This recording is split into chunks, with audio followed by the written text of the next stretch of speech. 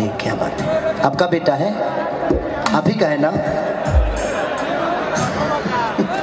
नहीं, मेरे पे गया है इसलिए पूछ लिया मैं। नहीं, लेकिन कभी गुजरात आया नहीं मैं। हो सकता है इसकी माँ पेट में होगा तो देख मेरा सिनेमा देख ली होगी। होता है, लड़का कबो कबो मौसों पर पड़ जाला सब, है ना? आपका बेटा होगा तो मेरे पे जाएगा, पक्का मेरे पे जाएगा, इसलिए कि हम लोग इतना कर चुके हैं काम। मैं तेरे लोग के दिमाग तो ही गई भाई। हम ये मामला में तो यूपी बिहार के सबसे बड़ा शेर मानी ले। रउरा कुछ कहीं लोग वही जी जाए, ये लोग के दिमाग वही जी जाए ना। मैं बहुत बार कर चुका हूं मतलब काम, लेकिन आप लोग काम सुने नहीं। पहले करल के पर तू लोग चल गए। ये बहुत अच्छी अदाकारा है और इनके घर पे भी मैं गया हूँ। जयपुर में इनके घर के बगल में ही मेरा शो था, राकेश ही लिया था और राकेश का बहुत जगह शो करता हूँ मैं। तो वहाँ पे गाना मेरा बहुत बड़ा वायरल हुआ था उस वक्त कि काहे बड़ा खमा जल सैया लही का सुताई की तारा। तो वो गाना 5 दिन में 20 मिलियन हो गया था, बहुत बड़ा यही रिकॉर्ड किया था। तो एक गाना भाई लोग के डोली में गोली मार दी।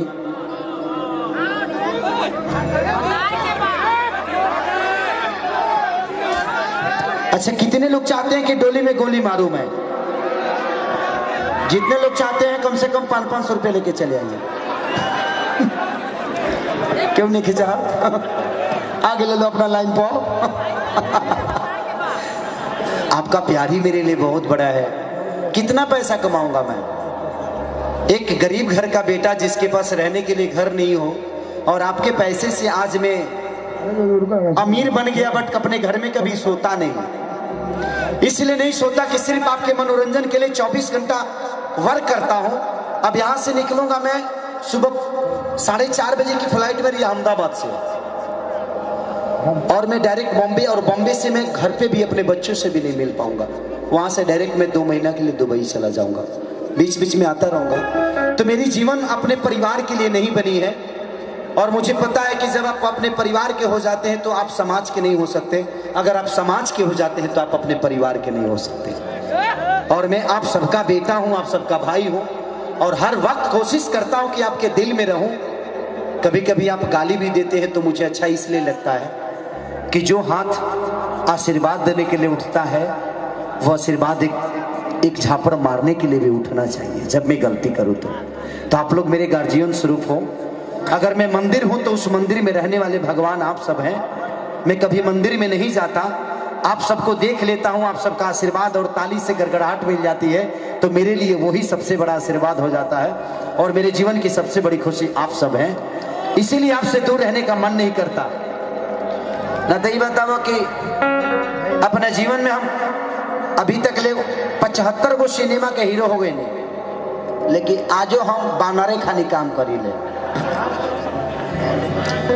जब तक आप बच्चे बने रहेंगे ना, आप अपने माँ बाप के भी गोद में रहेंगे, लेकिन जिस दिन आप जवान हो जाइएगा उस दिन शायद आपके अपने पिता भी आपको गोद से उतार देगा।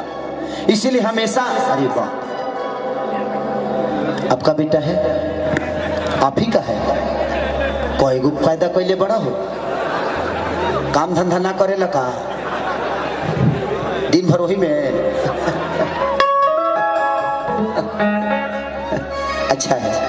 अच्छा है 25-30 गो और पैदा कर दब तो जनसंख्या पर लोड तोहरे पर पड़ जाला। ओके, थैंक यू बेटा, अच्छा बात है। और जनसंख्या पे आप लोगों को भी सोचना चाहिए, जितना कम जनसंख्या होगा उतना ही हमारे देश का विकास होगा। पहले के लोग बोलते थे हम दो हमारे दो, आजकल लागू नहीं खे होते, हम दो हमारे 5-6 गो। फिर मिल जाओ तो दिन भर वही में रही लो। आई भाई लोग के वो गाना कि तोहरा संगे खिंचावल फोटो फाड़ दे,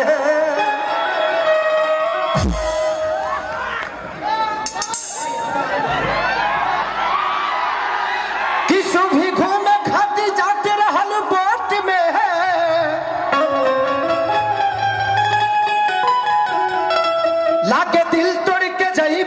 जी कोट में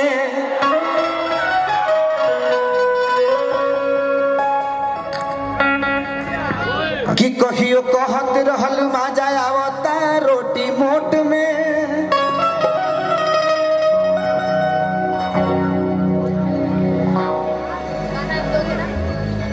कि सबसे ज्यादा मजा लेते रहल अखरोट में।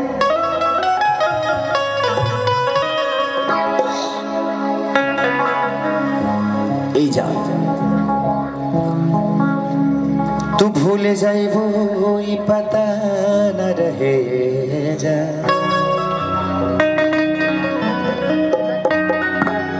कि सोना बगिया के कह दिहलो तू ता सोना।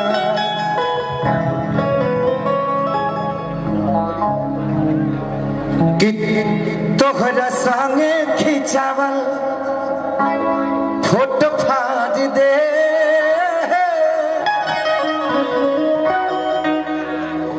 कि तोहरा संगे खिंचावल फोटो फाड़ दे। जगिए आई बारात तो डोली में गोली मार दे।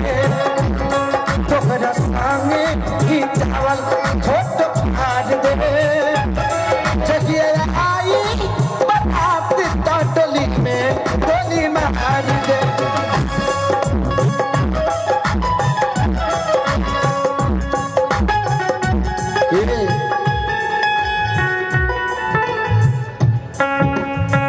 किसको दिल दिया जाए सोचना जरूरी है। किसको दिल दिया जाए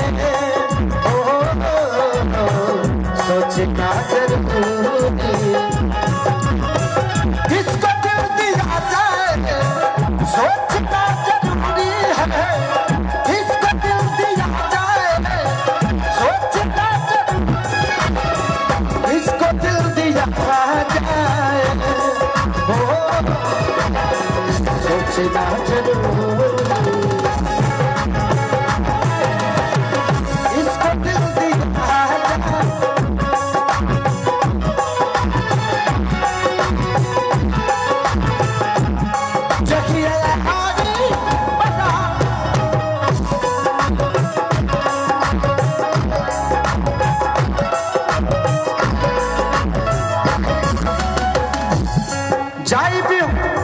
जाई भलगी हम जेल खेल तुम करे।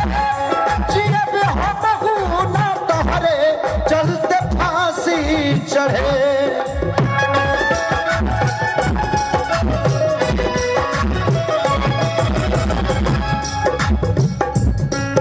तेरे गम में जिया करेंगे।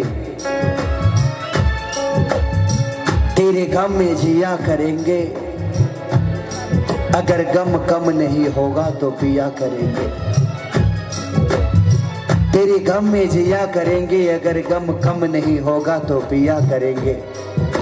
लेकिन याद रखना हम मर जाने के बाद भी यमराज की मोबाइल से तेरे मोबाइल पे मैसेज दिया करेंगे। चाहे भलगी हम जेल खेल तुम करे। जियब हम ना तोहरे चलते फांसी चढ़े।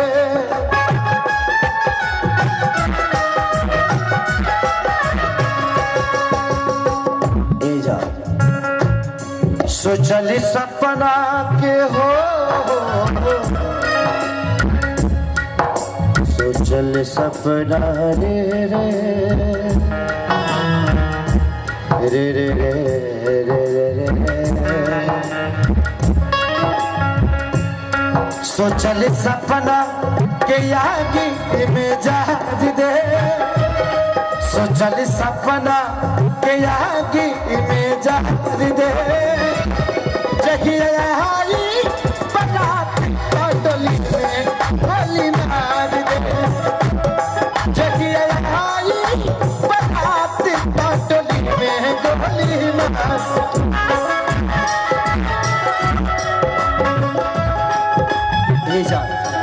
कुछ ऐसा कर कमाल कि तेरा हो जाओ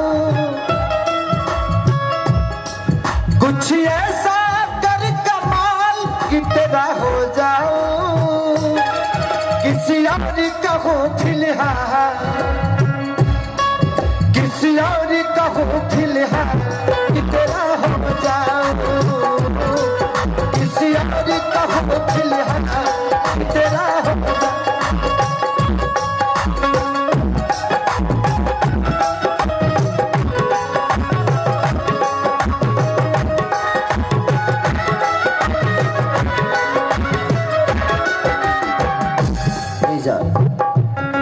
छोड़ खेसारी के पवन संग चली जाइबू हो, आगे है बताए तना बदल जाइबू हो।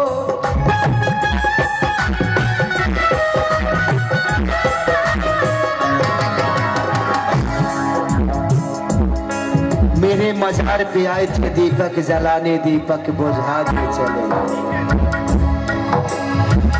मेरे मजार पे आए थे दीपक जलाने, दीपक बुझा के चले गए। इतने बेदर्द सनम निकले कि दीपक का तेल भी अपने सर पे दबा के चले गए। छोड़ खेसारी के पवन संग चली जाइबू हो, आगे है बताए तना बदल जाइबू हो।